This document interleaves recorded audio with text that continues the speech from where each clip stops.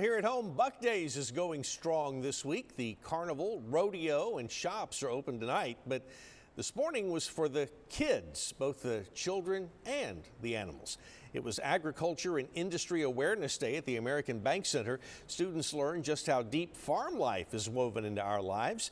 It was an exciting day of hands-on exploration for the students and matching their energy were each booth's passionate presenters. We spend more time surrounded by cotton material in our daily lives than anything else other than possibly the air that we breathe.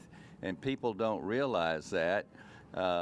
It is so crucial in our daily lives, but yet it's taken for granted all the time.